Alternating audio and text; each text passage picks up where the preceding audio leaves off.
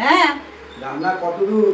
রান্না তো এমনি সবকিছু হয়ে গেছে। আজকে একটা চিংড়ি মাছের রান্না করব। ওই যে ফেসবুকে একটা দাদার রান্না দেখেছি, দাদার রান্নাটা আমি করি। অনেক কিছু রান্না করেছি, কিন্তু চিংড়ি মাছের রেসিপিটা খুব ভালো লেগেছে, পালং শাক দিয়ে। ওইটাই করব। হ্যাঁ, কতক্ষণ লাগবে তোমার? বেশিক্ষণ লাগবে না, রেডি হতে যেটুকুনি সময়। আচ্ছা, এটা করো। হ্যাঁ সব কিছু রেডি করে দিয়েছো? হ্যাঁ, সব কিছু দিয়ে শুধু পেস্ট করবো, মেখে বসে। এটা তুমি কেমন করে করবে?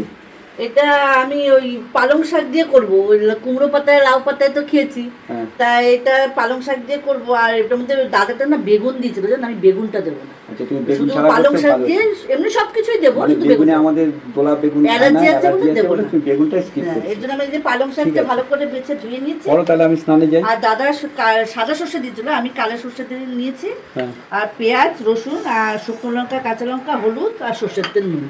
ঠিক আছে, পরে আমি তাহলে স্নানে যাই। হ্যাঁ, আমি তাহলে এগুলো রেডি করে আর বাকি রান্না তো হয়ে গেছে? হ্যাঁ, সব রান্না হয়ে গেছে।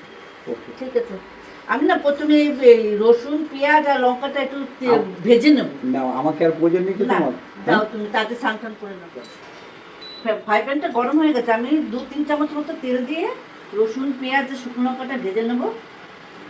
এটা গরম হয়নি, এবার এই সব একসাথে দিয়ে আমি ভেজে নেবো।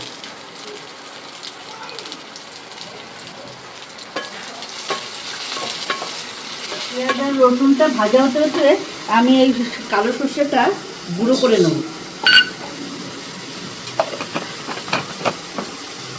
আর রসুন আর পেঁয়াজটা একটু ভালো করে ভেজে নিতে হবে, একটু লাল লাল করে। এই যে সর্ষেটা গুঁড়ো করে নিয়েছি, এবার পেঁয়াজ আর রসুনটা ভাজা হয়ে গেলে আমি এই সর্ষের সাথে ভালো করে পেস্ট করে নেব।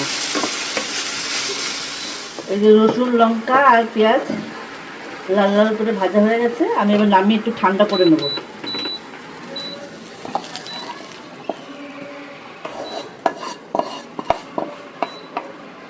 এটা ঠান্ডা করে তারপরে এই সর্ষের সাথে পেস্ট করে নেব।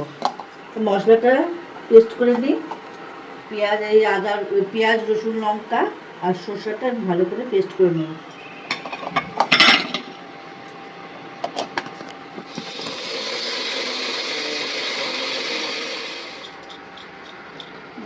মশলাটা ভালো করে পেস্ট করে নিয়েছি, এবার মাছের সাথে সব মেখে নেব। স্বাদ অনুযায়ী লবণ আর হলুদ পরিমাণ মতো দিয়ে আমি ভালো করে মেখে নেব। একটু সর্ষের তেলও দিয়ে দেবো।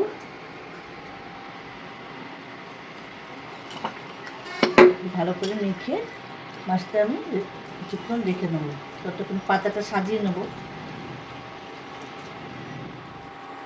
মাছটা মাখা থাকুক, ততক্ষণ আমি পাতাটা সাজিয়ে নিই। যে ফ্রাই প্যানটার মধ্যে আমি পেঁয়াজটা ভেজে নিয়েছিলাম, ওইটার মধ্যে আমি একটু তেল দিয়ে নেবো। দাদা বেগুন দিয়েছিল, আমি বেগুন দেবো না, আমি শুধু পাতাতেই করব। কেন, বেগুনে আবার মেয়ের অ্যালার্জি, মেয়ের বাবারও অ্যালার্জি। ভালো করে পাতাটা সাজিয়ে নেব, নিয়ে এবার উপর দিয়ে মাছটা দিয়ে দেবো।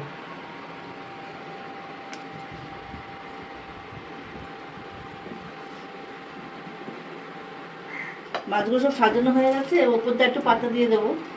পালং শাক, আমরা তো কুমড়ো পাতায়, লাউ পাতায় খাই, আর পালং শাকও চিংড়ি খাই। তা আজকে এইভাবে করলাম, ওই দাদার রেসিপিটা দেখে, দেখি কেমন হয়। সব দিয়েছি, এবার ঢাকা দিয়ে মিডিয়াম আঁচে বসিয়ে দিচ্ছি, দেখি কতক্ষণ লাগে হতে। দেখুন, শাকটাও একদম সিদ্ধ হয়ে কালো হয়ে গেছে, আর এরকম একটু ঝোল ঝোল থাকবে, একদম টানবে না। চিংড়ি মাছ পালং পাতা দিয়ে চিংড়ি মাছের তরকারি রেডি। হ্যাঁ, বলো। খেতে আসো। আমি তো রেডি হয়ে বসে আছি। না, বসো। কখন স্নান করে ফেললাম বলতে বলতে।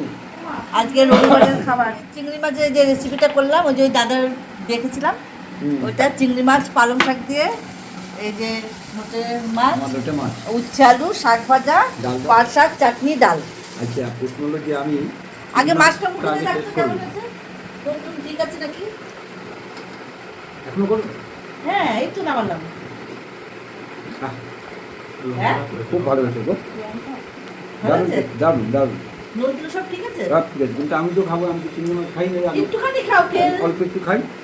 এই পালংটা নিয়ে তুমি রান্না করেছো আর একটা চিংড়ি বাস এই নাও শুভ্র থেকে দিয়ে দাও। বাকিটা সুব্রতকে দিয়ে দাও। এবার আমি এই খাওয়া শুরু শুভ্র, করলাম। তুমি একটু খেয়ে বলো কেমন আছে। আমার লোটে মাছটা তো আছে। ভালো ভালো আছে? না খুব ভালো হয়েছে। নাও। এই লেবু ওই দাদার লেবুটা নিয়ে- রেসিপিটা আজকে বানালাম। দাদা আপনার রেসিপিটা আজ বানিয়েছি, খুবই ভালো হয়েছে। না সত্যি সত্যি খুব ভালো হয়েছে। আমাকে একটা লেবু দাও, আমি ওই হ্যাঁ। শাকের মধ্যে একটা লেবু খাবো। আমি লঙ্কা খাবো। ওই শুরু থেকে লঙ্কা দাও। আমরা এখন খাওয়া দাওয়া করি। রেসিপিটা যদি আপনাদের ভালো লাগে অবশ্যই লাইক কমেন্ট করবে।